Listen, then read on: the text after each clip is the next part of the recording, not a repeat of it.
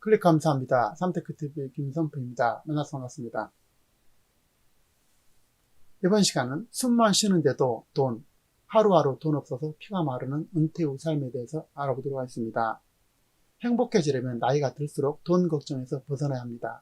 그런데 현실은 어떨까요? 돈이 없으면 친구 선후배에게 연락 오는 것조차도, 심지어 경조사조차도 부담스럽고, 결과적으로 돈이 없으면 인간관계도 끊어지게 됩니다. 돈이 있다고 해서 반드시 행복한 것은 아니지만, 돈이 없다면 불행해지게 된다는 것은 너무나 명확한 사실입니다. 돈이 없으면 스스로도 자존감이 상실되게 되고, 없으면 가깝게지는 사람들이 모두 떠나게 되고, 무시당하는 것은 물론 사람 취급도 안 하게 되죠. 나이 먹어서 없는 서러움은 비참함 그 자체가 되겠습니다. 어린이는 또는 젊은이는 돈이 없어도 시간이라는 가능성의 재산을 가지고 있어서 외롭거나 슬프지 않고, 그는 가능성 자체만이라도 초래하지 않고 무시할 수 없는 위대한 존재가 되겠죠. 그리고 그 가능성이 그 자산이기 때문에 어린이를 누가 초라하다고 말할 수 있겠습니까? 하지만 나이 먹고 60대, 70대, 80대라면 시간의 재산은 0으로 수렴하게 됩니다. 나이가 먹을수록 시간의 재산은 0으로 수렴하게 되겠죠. 그는 오직 자신의 재산의 가치밖에 없게 되는데요. 그가 재산이 0으로 수렴할수록 그의 가치는 0으로 수렴할 가능성이 99.9%라는 사실을 볼 수가 있겠습니다.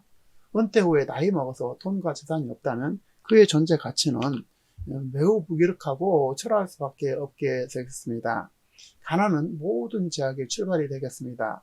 부부싸움은 대부분 돈 때문에 이루어지고, 사회생활은 말할 필요조차도 없겠죠. 7일, 일주일 구우면 자기가 키우는 애완견도 잡아야 될 처지가 되겠습니다. 방법이 없게 되겠습니다. 살기 위해서는 그렇겠죠.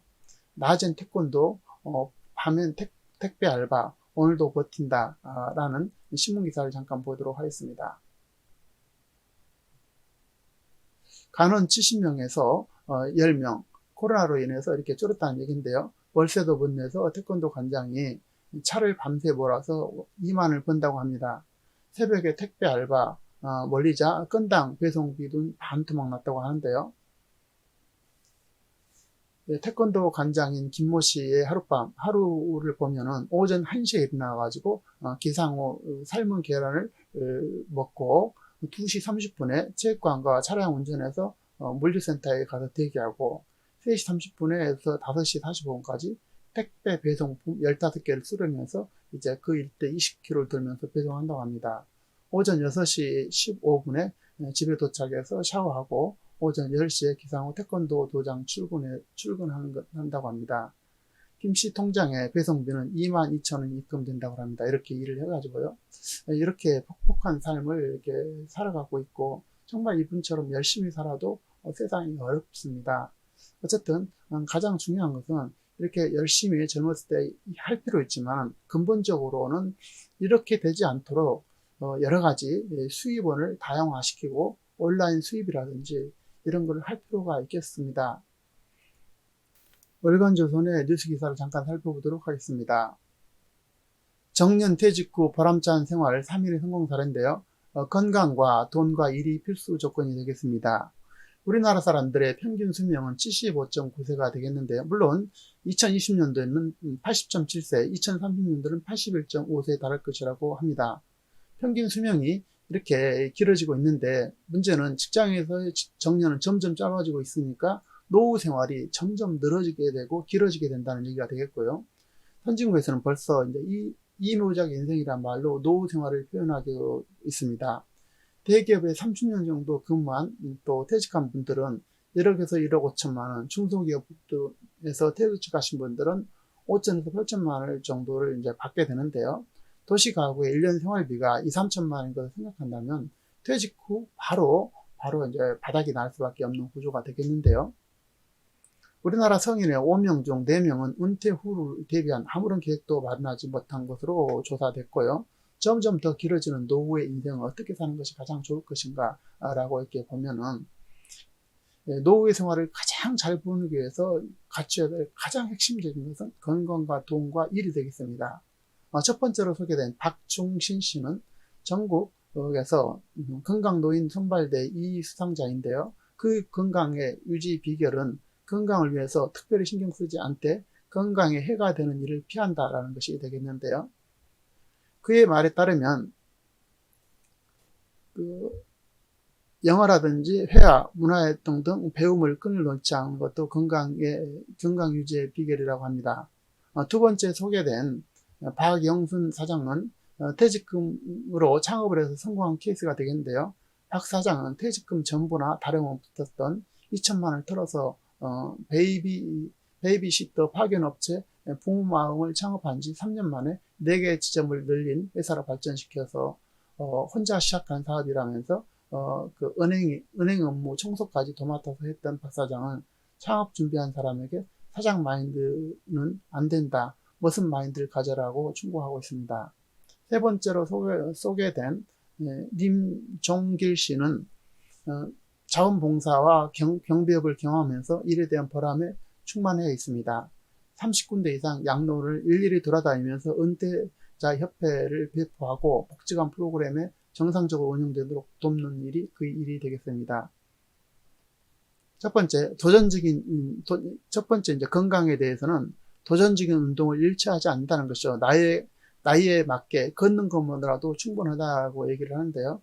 어쨌든 건강이라는 것은 자기 스스로 가지고 기준을 가지고 이렇게 챙겼으면 좋겠다라는 취지로 말씀을 하는 것 같습니다.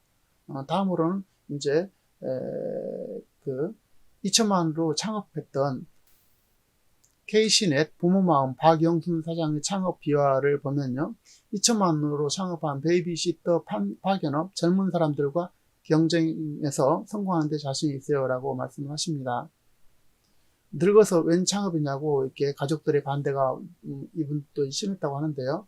자식들을 용돈을 준다는데 손주나 봐주며 편하게 살지 왜 늙어서 이 창업이냐고 이렇게 말을 했다고 합니다. 베이비시터 아기가 집을 비울 때 어머니를 대신해서 아기 보육을 맡는 사람을 파견회사에서 KC넷 부모마음 박영순 사장은 퇴직금을 털어서 창업한 항원 창업의 대표적인 경우가 되겠는데요. 인터넷에 익숙지 않았던 박 사장의 온라인 사업이 핵심인 베이비시터 파견업을 결심하자 주변의 반대가 이만저만이 심한 게 아니었습니다. 그에 따른 우리 엄마 저 바람이 언제 빠지려나 라고 조롱 섞인 말을 건넸고 남편의 반대가 유독 심했다고 합니다. 어쨌든 박 사장은 퇴직 1호금에서 2천만 원을 털어서 2001년도 5월 나홀로 창업길에 올랐고 1천만 원은 사무실 임대료, 1천만 원은 홈페이지 구축 비용으로 쏟아부었습니다. 창업한 지 3년째 접어든 지 지금은 직원이 4명, 전부인 부모마음 총 회원은 2,500명, 유료 회원은 600명을 두고 연 매출 3억 원을 내는 안정기업으로 성장하고 있습니다. 초기엔 전화요금도 나오지 않았다고 하고요. 이렇게 창업은 정말 어렵습니다. 그래서 창업에 준비하는 사람한테 이제 충고를 이분이 하고 있는데요. 그 핵심을 보면 그는 퇴직 후 창업을 하고 싶으나 용기를 내지 못한 사람들은 다음과 같은 조언을 했습니다. 첫 번째, 사전 준비를 철저히 해라. 요즘은 교육기관도 많고 창업 정보를 무료로 제공하는 인터넷이라든지 신문이 많기 때문에 창업 준비 여건이 매우 좋다. 시장 조사는 필수적이다.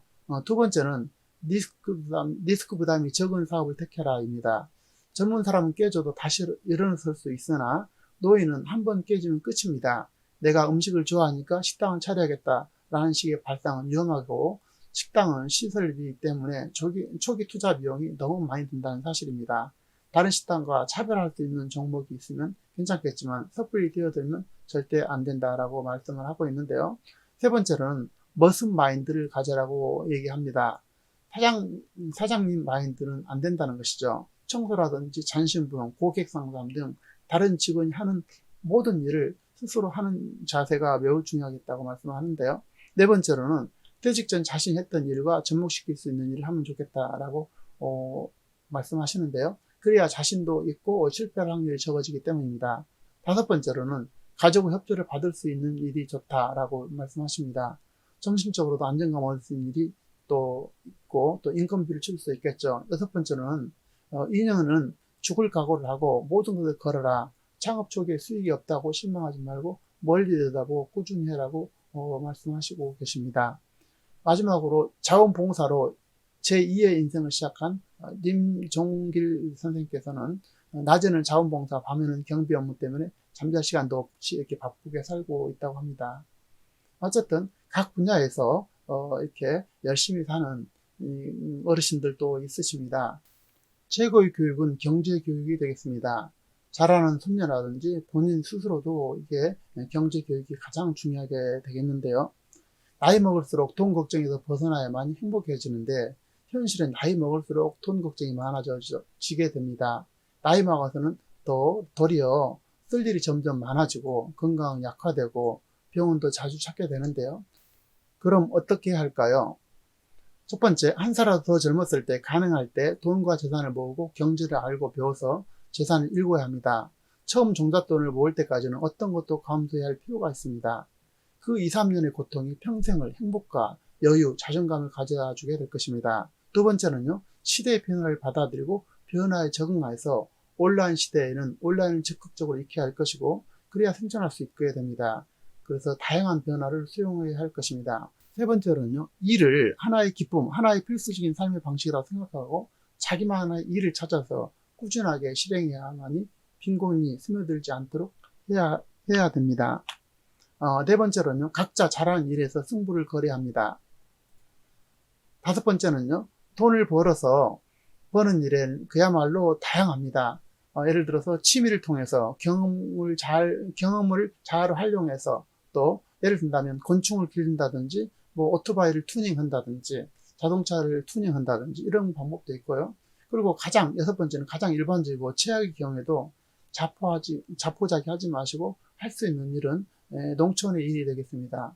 농촌, 삼촌 일은 매우 중요한 일이 되겠는데요.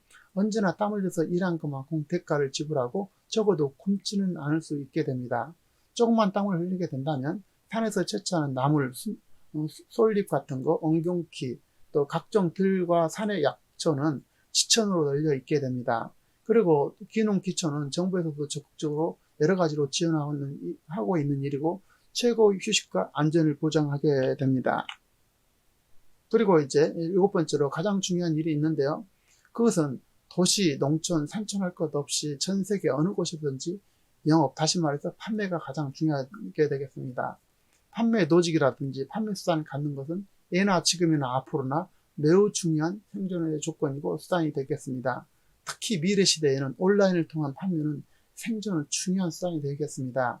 모르면 배우고 배워도 어려우면 자녀라든지 손자에게 기본적인 것을 만들어 달라고 해서 시작을 해야 합니다. 온라인 판매 방식, 이것은 생존의 문제가 될 것입니다.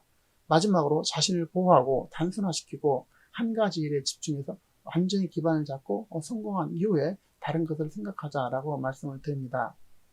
참고로 사업을 통해서 지속적으로 꾸준한 소득을 노리는 예비사업가라면 무조건 열심히 하는 것은 위험하다고 할 수도 있는데요. 자신을 잘 보호하는 것은 언제나 1순위가 되겠습니다. 어렵고 힘들면 지속할 수 없게 되는데요. 사업은 노하우 싸움이 아니라 어떤 멘탈 게임이라는 말도 있습니다. 이런 점에서 일을 단순화하는 것은 자신을 지키는 가장 중요한 요소입니다. 여러 가지 일을 하게 되면 힘들어지게 되죠. 해야 할 일과 하지 말아야 할 일을 잘 구분해낸다면 1년 거쳐서 성취할 것을 2개월, 3개월 만에 끝낼 수도 있습니다. 한 가지 일을 하다 보면 자신의 목적을 이루는 데 도움이 되는 일과 전혀 도움이 되지 않는 일을 구분할 수 있게 됩니다. 여기에서 기록의 힘이 이제 절대적이 되겠는데요. 그래서 머리로 1억을 상상한 것과 내가 지금 내 손에 쥐고 있는 1억은 비교조차 할 수 없을 정도 차이가 크죠. 가계부를 쓰는 사람은 돈이 어디로 새는지 정확하게 알게 됩니다. 가계부를 그런데 쓰지 않는 사람은 자신이 검사한 줄로 이제 이렇게 착각을 하죠. 마찬가지로 자신의 하루 일과 시간대별로 노트, 연필로 전부 기록해 두면 돈보다도 귀중한 시간이 어디로 새고 있는지 이제 보이게 되는데요.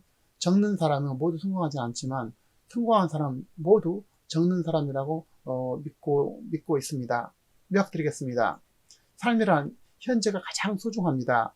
어릴 때는 어른이 되면 또 어른이 돼서는 젊을 때를 생각하게 되죠. 그리고 이제 그러면서 인생을 후회하게 되는데요. 중요한 것은 젊을 때는 젊을 때의 가치가 있고 그때를 즐겨하지만 워라벨이니 욜로니 하면서 그때에 즐기는 일에 몰두하고 빠지게 된다면 반드시 후회가 있게 된다는 사실을 기억해야 됩니다.